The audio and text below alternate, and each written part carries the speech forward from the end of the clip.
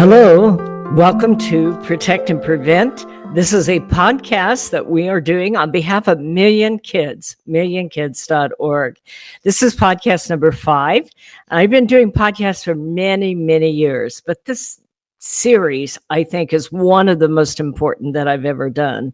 And so thank you for joining us. I'd love to know who you are, more about yourself, and like that.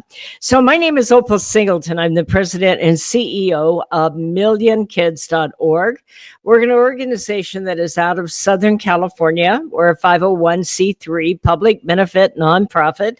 For the last 15 years, we have been working with law enforcement and code enforcement, fire departments, social workers, counselors, teachers, educators, school resource officers, and yes, parents and young people on about how to keep our kids safe.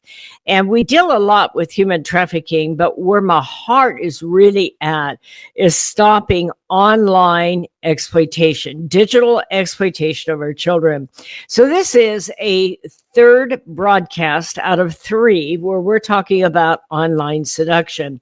A long time ago, I wrote a book about this called Seduce, the Grooming of America's Teenagers, because it all doesn't work like we think it works. It is all too common the way it works, and yet so few of us are really able to prepare our kids and ourselves to stand against it. So the world of online is kind of an interesting environment. You know, we go online and we immediately don't realize or don't think about all the people that we're online with. I want to create a curriculum for young people to help them understand. In 2023, the entire world connected by internet.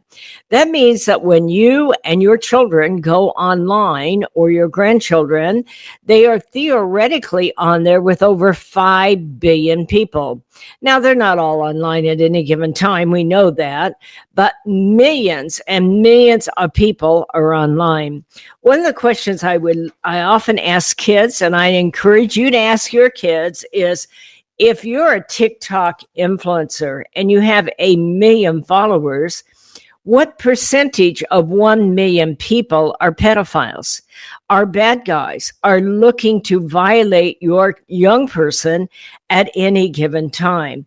And that is the interesting thing to me, is that in this day of a technological transformation, we ourselves and our children are going online in an environment that we don't understand, that we don't know what to do with, that we really are not prepared for. And it's a fascinating thing to me, because some of those kids are going to get violated. And in that case, some of them are going to take extreme measures.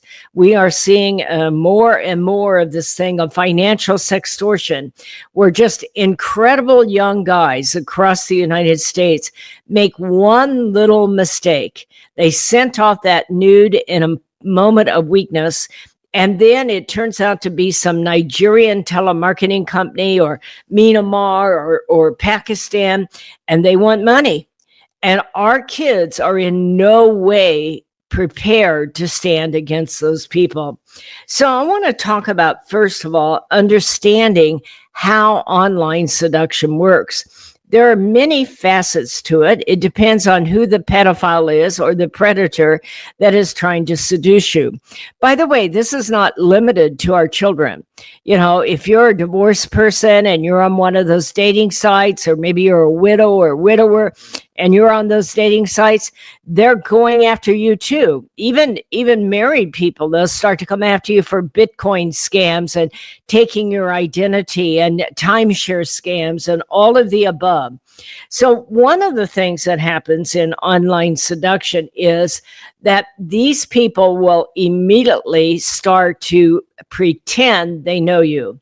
So many kids have been violated because they admitted a friend of a friend, and when they went online, whether it's a video game chat room or, direct messaging or whatever, they think they know this person, but they really don't. And that's really, really important. You know, it's fascinating to me, because if you meet someone in person, you immediately start to kind of get a feel for what they're like. Are they honest? Are they kind of sleazy? Are they unemployed? Are they trying to take advantage of somebody? Or are they the pillar of the community and you're just proud to be with them? When you're eye to eye with someone, you can do that. But it is much more difficult when you go on a worldwide web with 5 billion people, and the predator has the advantage because they're going to come in, especially with their children, and they are going to be able to look like that child's interest. Now, that is able to take place. We're just getting started with this, by the way, Mom and Dad, because of artificial intelligence. Think about all the information that there is about you. And so the same kind of thing takes place in a video game chat room. Think about this here. Maybe your son or your daughter's been playing, 10 games or 20 games with somebody online. That person is no longer a stranger to your child. They feel like they know them, and they start to talk about things they have in common, especially if they're helping them to win. They feel a camaraderie. They feel that they can trust them and like that. So almost immediately, the first thing they'll do is mimic your child's interests. And they will also take advantage of your child in a moment of weakness. Let's say your child sleeps with their phone. Almost 70% of our young people sleep with their phone. Scares the heck out of me. I mean, how good is your judgment at 3 a.m? Okay, let alone a 13-year-old who's hormonal, and all of a sudden this cute young thing comes online, and hey, we've been playing video games together, and you start chatting, and she's hot and heavy, and your kid is going through puberty or, feeling their Wheaties, and the next thing you know, they catch them in a moment of downtime, and that kid will send off that photo. Maybe they've broken up with their girlfriend, or maybe they've been in a fight with mom and dad, or they got a F or a D in class, or, they didn't get picked for the football game kind of thing. And they'll catch them in that weak moment. And by the way, the same kind of thing happens with older people on this online seduction. They'll come on and say, hey, you're just like me. I've been looking for somebody like you. I feel like I've known you forever. And, you make me happy. And they say all the right things, and they love your little doggy and all of these things. But unfortunately, they're on an oil well somewhere in Saudi Arabia. And the next thing you know, they need money. It is all that grooming process when you're bored, when you're lonely, maybe when you're in a downtime kind of thing. And it is all about developing a fantasy. That's exactly what happens in these cases. That is the seductive nature of webcam sex. The person, husband or wife, may be married, but things are just not hot in the bedroom anymore. And why would that be? Well, maybe because you have 3 kids and you got to pay the dentist, and somebody hit your car, and you got to take your kids off to school, and on and on and on. And somewhere life got in the way. But suddenly you can go onto webcam sex, and there's a person for a small fee that is more than willing to make you feel like you're the only person on earth, and you're a sex pot regardless of what you look like. That's exactly how all these things work. Video games are great grounds for seducing. And by the way, I'm not just talking about your kids. I've known more than one housewife or divorced person that gets involved in Candy Crush or some of those, and they start talking to other people, and they're having a good time, and pretty soon they strike up with somebody they really, really like, and we're just friends, but you keep looking forward to it. They are creating a fantasy in you that you will then act on. And that is exactly how all of this kind of thing works. So one of the things that's interesting in online seduction is almost everyone I've ever met thinks that it won't happen to them, and they will know if they're being seduced in. But here's the problem. Online relationships give you a false sense of security. You're using the same emotional and judgment patterns that you would use if you're dating the person down the street. But you can tell if you're dating the person down the street because maybe they're living in mom's basement and they only bathe on Tuesday. Okay. You can tell that by looking at it. But with artificial intelligence and with global internet connection, these predators can make themselves look so good that you don't realize that what is happening.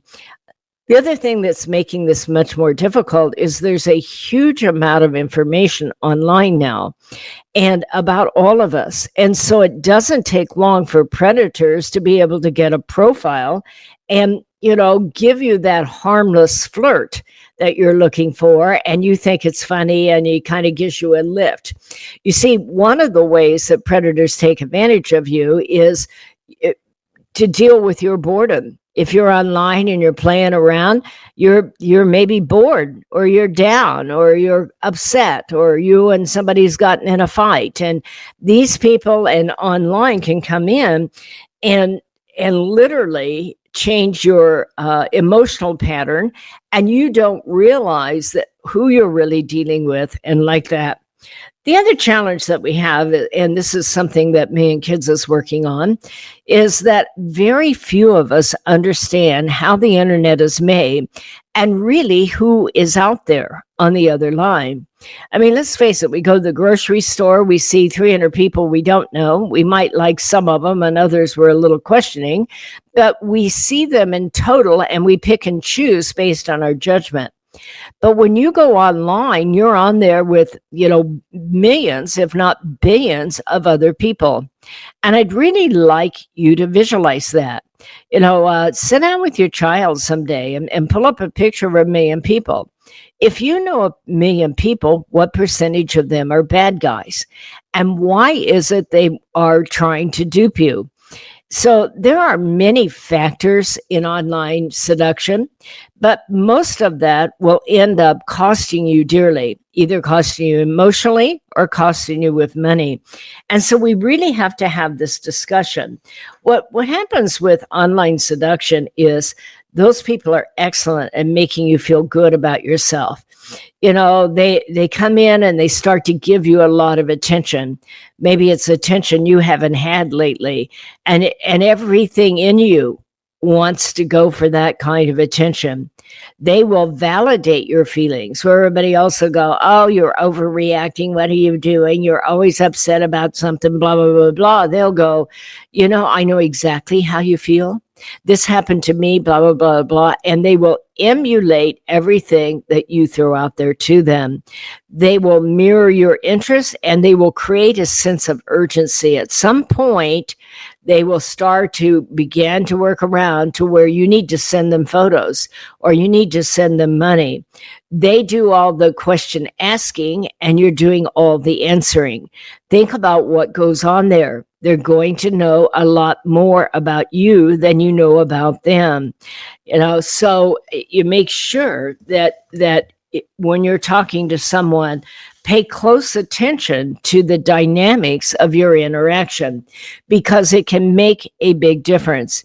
If you're engaged in a relationship online where you are suspecting that person might be grooming you, if you have a photo of them, go to Google Images. You can do this. Go to Google Images. You can teach your children to do this too. And take that photo on Google Images and drag and drop it over there and ask them to search for all the other places that person is online. And what you'll find out is this person working under several different names? Maybe they don't exist. Maybe they're in a different country than what they're saying they are. Maybe they work under many different names, which they often do. And maybe you'll find them on multiple dating sites. So before you allow yourself to get in one of those hot and heavy, I found the love of my life in Saudi Arabia relationships, think about what is happening. But where I'm really, really concerned is for our kids, because our kids, think about what happens. They go into all these video games, and many of these video games, I'm not against video games, but your child needs to understand the world of video gaming. It is not unlikely that they'll be on there with more than 1 million people. And at least 10,000 of those people will try to get them to send a nude, will try to get them to reveal personal information, will try to get them to expose themselves on a webcam, and these kids forget that webcams work both ways. They will often involve your prepubescent children, your younger children behind them. Here's the thing that you really have to understand for you and your children. You have to overcome this denial that it won't happen to me. Every young person I've ever met online goes, "Oh, Mom, I know. I'll know if I'm being catfished." No, you won't. And so this is really becoming more and more important. I'll tell you why I have done a series of 3 on these, this discussion about being seduced online, is because this is about to get more and more complicated and complex and dangerous because of artificial intelligence. With artificial intelligence, people can create a person to be anybody they want to be. And once they understand you and what they want out of you, they can literally create personas that match that.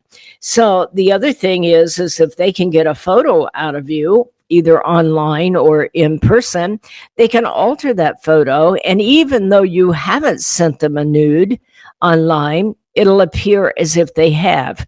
And this is called deep fakes. And it's happening more and more and more as our young people are out there and their naked photo is out there and they're going, "Mom, I didn't do that." And they're trying to tell the people at school, "I didn't do that," but everybody's laughing. We need to step back in the subject of deep fakes and understand that predators maybe won't even expose themselves to you, but will simply get the image of you and then start to use it for money.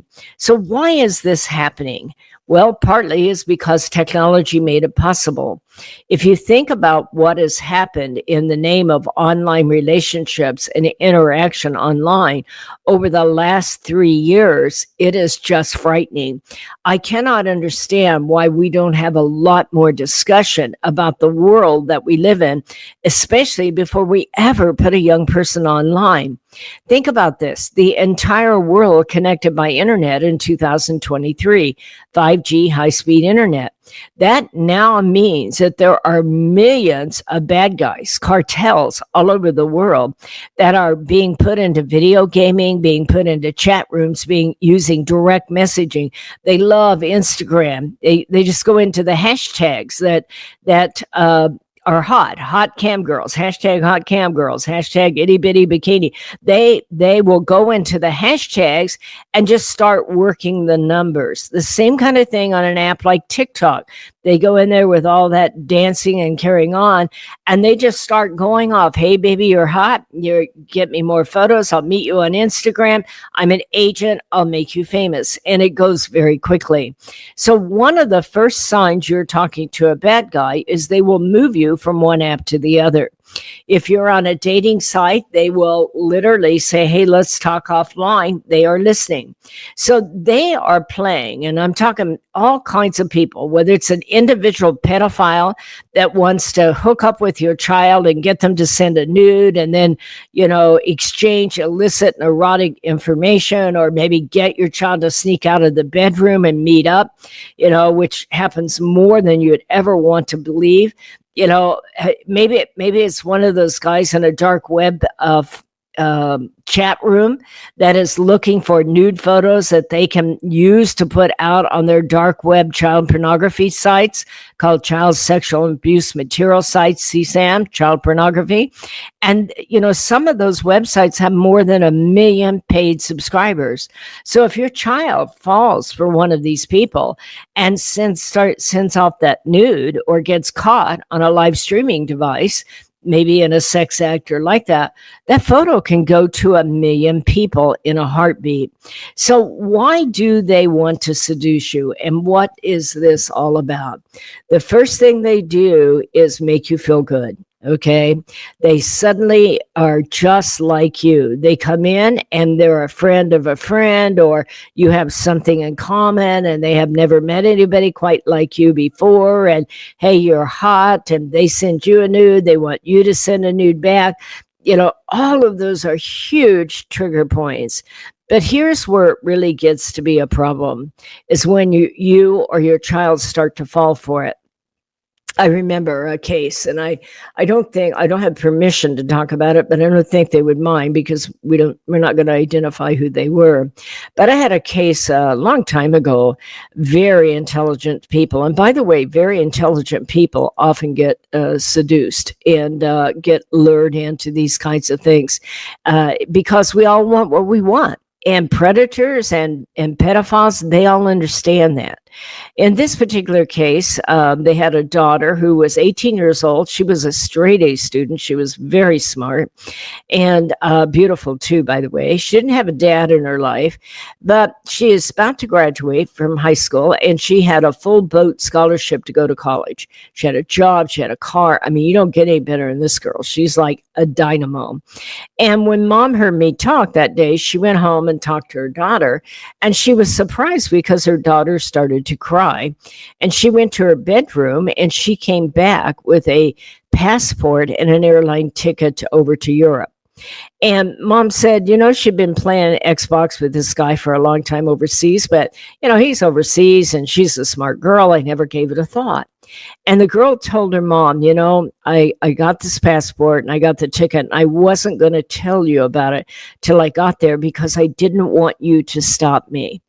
Now, those are magical words if you're trying to understand the art of seduction. This person, whoever he is, maybe it's not even a he, we don't know that. This person had spent 9 months building a relationship with this girl. Now, the fact that she couldn't tell should be a huge red flag to everybody. The other thing was he had gotten her out the video gaming and to chatting personally, and they could send things back and forth. So think about how much this girl is now in a fantasy about this guy. I mean, he created a fantasy in her in over a 9-month period that motivated her to deny everything she knew and trusted and sneak around and give up her scholarship to go overseas to meet a man, maybe a man that she really knew nothing about. But in 9 months, they can give you one hell of a fantasy. And that's exactly what is happening here, is that she fell in love with this guy. In cases I've read about this, this is exactly what happened. I know of a case that's on YouTube that I use when I talk about sex trafficking, and she went on his Instagram page and she liked his tattoos and he liked hers, and she actually raised $200. She's only 15, to go all the way up to San Francisco from LA to meet up with him, and it ended poorly. But how does that happen when you don't have any money and you're motivated to do whatever you can to raise some money so you can go after your dream? That is the art of grooming. You'll hear me say to mom and dad, your daughter is in love with this creep who's 23 years old and she's 13, and you're arguing about it, and you're saying you're going to clean up your room, and she's sneaking out to see him. You are not arguing with her and you're not arguing with him. You're arguing with that fantasy he created in her. And when a parent gets in a tug of war with a fantasy, they're going to lose if they don't know how to unpack it. Well, people say to me, how do you help someone unpack a fantasy? My father is a widower, and he's in love with this girl. He sent her $40,000. How do I talk to him? Well, good luck. All right, I'm just being ornery. Anyway, my point here is this. You have to help them start to break through the reality. If that mother had said to the daughter who was going to Europe, hey, over my dead body, you're not going to Europe, period. Think about this. She's 18 years old. She knows how to get a passport and raise $2,000 and buy an airline ticket. If you try to take that away from her, she is going to sneak out and do whatever she can, and she's going to blame you. So mom said to me, what do I do? And this is what I told her. And this is exactly what you can do with anybody that you know to be in a fantasy. Do not get in a tug of war with them. If you try to take my popsicle away from me, and I like popsicles, trust me, I am going to buckle down and fight you tooth and nail. But if you try to convince me that that popsicle is going to make me, fat and blah, blah, blah, blah, eventually you'll get through to me. What happened with the girl, I told mom, I said, okay, have some fun, relax. Don't wag your finger, don't scream and yell. Have some fun with her. Tell her, first of all, if he's going to be my son-in-law, let's cash in your ticket. We'll fly him over here so I can get to know him. Now, first of all, I can guarantee you, he may not even be a man, and he probably wasn't there, and he won't come over, period. But the point is, mom's starting to meet her halfway to let her begin to let go. Hey, he's going to be my son-in-law. What's he like? Is he like tall and blonde, maybe Irish? Or maybe one of these big dark-haired guys that's kind of masculine and athletic, like maybe Italian. What's he like? How old is he? Has he ever been married? Does he have kids? What's his interest? Does he go to school? Does he have a degree? What kind of sports does he play? What kind of car does he? Drive a sports car or an SUV or maybe one of those silly motorcycles. You can have fun with it. It's okay. My point here, mom and dad, in understanding this is if you have someone that's in a deep fantasy, they are not going to let you go in and have combat and you're going to rip it out of their hands. That will never work because fantasies are very strong desires. It is how we are all motivated. So what you have to do is get that person to trust you enough to help them work through the reality. One of the things I can tell you about grooming is that the victim knows almost nothing about the predator or the pedophile. That predator pedophiles ask all the questions. They made all the demands. They're the ones that get you to do the giving. Think about this. You're on a dating site, this go offline. Why? Because they have the ability to control you. It's no different than if you're out in public and they say, let's go in a dark alley so I can have my way with you. That's the same kind of thing that is happening here. But when it takes place in cyberspace, it looks a lot different to you. So these are all important things to understand when you go online. The way that you don't become a victim is, first of all, you understand what the internet's all about and who's on there, and that a percentage of those people want bad for you, and that they are going to do everything they can to get even with you. Now, some of them hack, some of them steal your credit cards, but others are wolves in sheep's clothing. They start to emulate you. They start to make you feel good about yourself. They want you're more special than ever, and eventually it'll either come to you putting out a lot of money or trying to get a nude photo out of you or getting you to meet up so that they can violate you. Any way you look at it, we have to look at the world of online relationships as completely different than those that you can see with your own eyes and interact with. And that is why I've done this particular podcast. This podcast is brought to you by an organization called Million Kids, MILLION, millionkids.org. I hope that maybe if they're helpful to you, you'll write me and introduce yourself so I know who you are. You can write to me at opal, OPAL, at millionkids.org. That's opal at millionkids.org. Please go on to millionkids.org and sign up for our newsletter. And we're harmless. I'm a fairly lousy fundraiser, and maybe you can help me with that if you want to support our organization. But I am never one to pound on people to give money. If you believe in this cause and you want to support keeping kids safe from predators, that's what we're all about. Please go to millionkids.org, hit that donate button. But for whatever you do, sign up for our newsletter. If you're on Facebook, ask to go to Million Kids Supporters. That doesn't mean you have to send us money.